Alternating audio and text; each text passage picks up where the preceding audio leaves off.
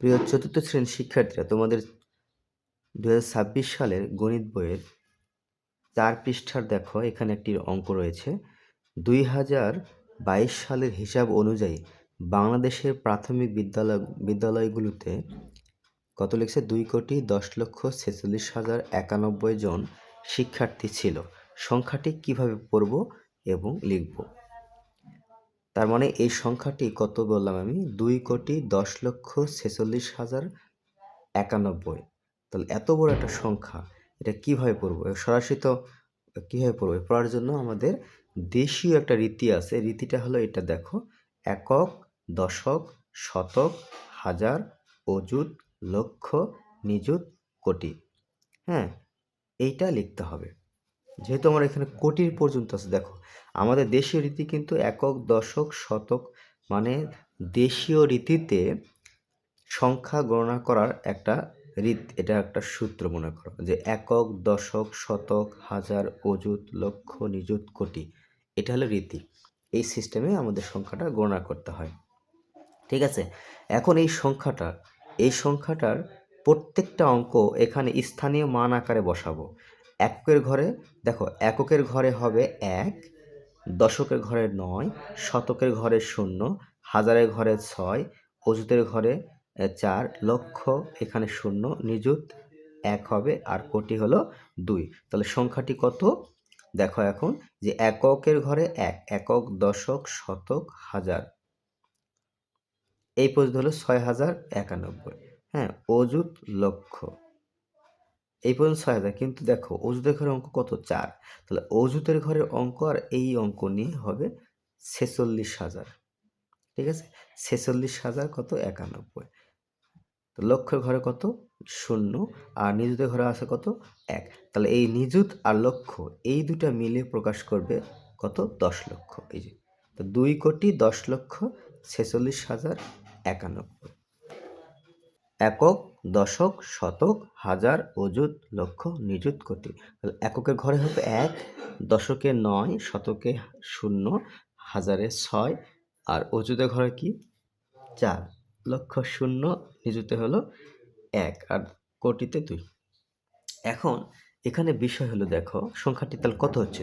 2 কোটি বলতে পারতেছি, কিন্তু এখানে দেখো লক্ষ আর নিযুত এই দুইটা মিলে হবে 10 লক্ষ। দেখো না, লক্ষ এর ঘরের অঙ্ক আর এই নিযুতের ঘরের অঙ্ক মিলে 10 লক্ষ।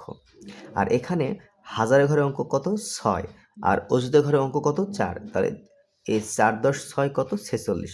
এই দুইটা মিলে প্রকাশ করবে 46,000। আর শতকে আছে 0, এটা বলা লাগবে না। দশকে 9, আর এককে কত? 91। তা 91, এটা হচ্ছে 2,10,46,91।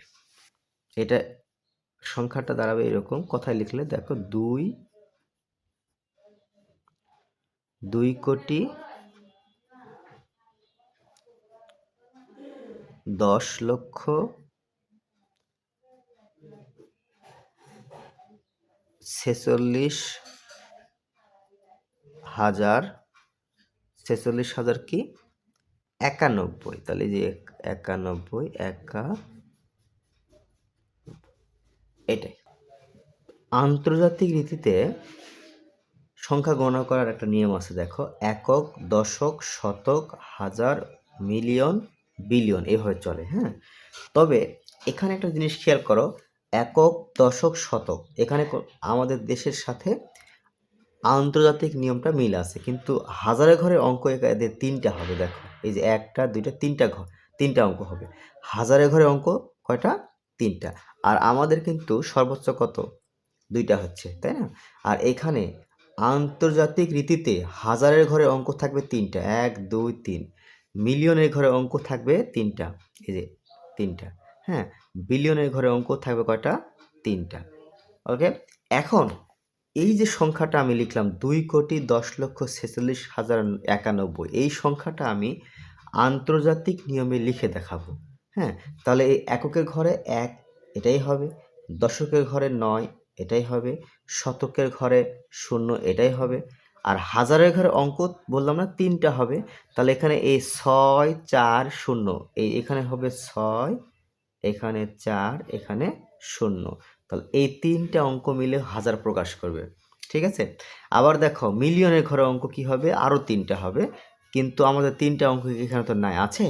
তা মিলিয়নের ঘরে অঙ্ক কি আছে এখানে, এই যে এক, এখানে এক বসবে, এখানে দুই, আর আর তো এখানে অঙ্ক নাই, এই সংখ্যাটি তো আর অঙ্ক নাই, তাহলে এখানে মিলিয়নের ঘরে অঙ্ক কিন্তু আরও একটা হওয়ার কথা, কিন্তু এখানে তো অঙ্ক নাই, তাই আমরা লিখবো না। ঠিক আছে, আর বিলিয়নের ঘরে অঙ্ক এখানে তো নাই, বিলিয়নের ঘর পূরণ করতে গেলে আরও আমার তিনটা বা এরকম অঙ্ক লাগবে, তো এরপর তো আর কোনো অঙ্ক নাই, তাই আমরা বলতে পারি এইখানেই শেষ। দেখো তাহলে কত হলো, এই যে